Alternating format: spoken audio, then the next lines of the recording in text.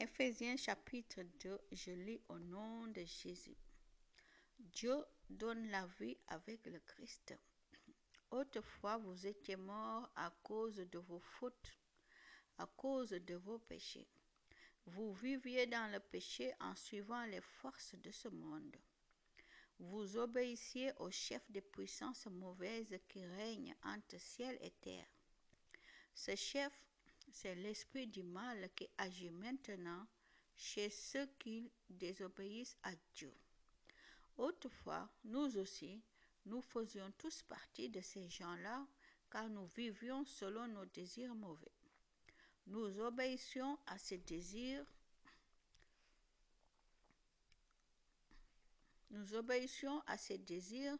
et à nos pensées mauvaises. À cause de notre nature, nous méritions la colère de Dieu comme les autres. Mais Dieu est riche en pitié et il nous aime d'un grand amour. C'est pourquoi, à nous qui étions morts à cause de nos fautes, il nous a donné la vie avec le Christ. Oui, vous êtes sauvés grâce à la bonté de Dieu.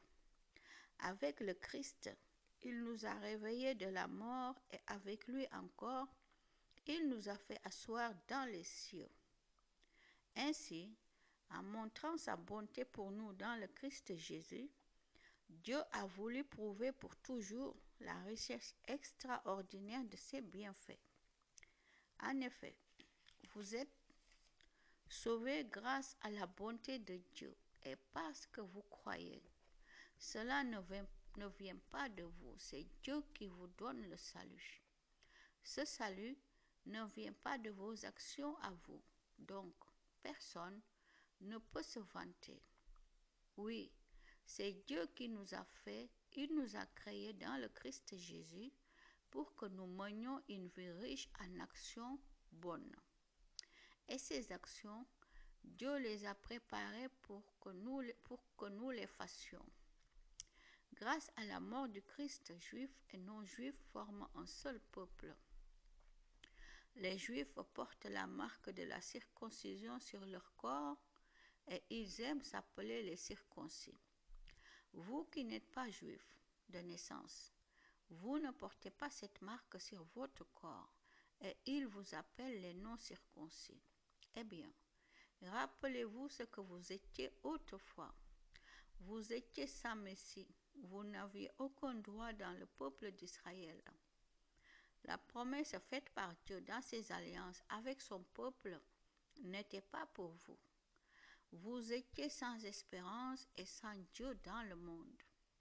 Mais maintenant, dans le Christ Jésus, vous qui étiez loin, vous êtes devenus proches par le sang du Christ. Oui, c'est lui qui est notre paix.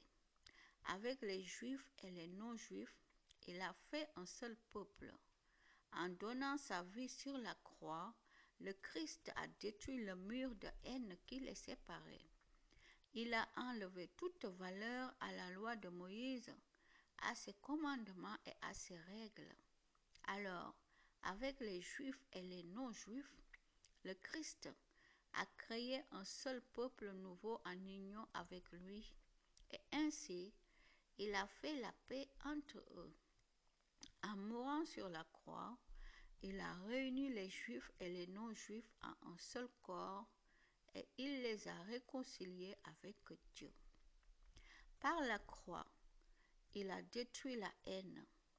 Il est venu annoncer la bonne nouvelle de la paix pour vous qui étiez loin et aussi pour ceux qui étaient proches. En effet, en passant par le Christ, Juifs et non-juifs, nous pouvons nous approcher du Père grâce à l'unique Esprit Saint.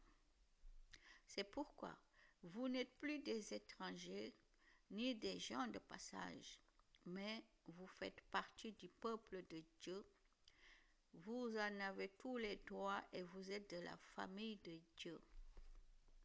Vous êtes devenus la maison qui a pour fondation les apôtres et les prophètes.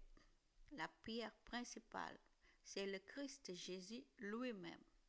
C'est en union avec le Christ que toutes les pierres de la maison tiennent ensemble. Et cette maison s'agrandit pour former un temple saint dans le Seigneur.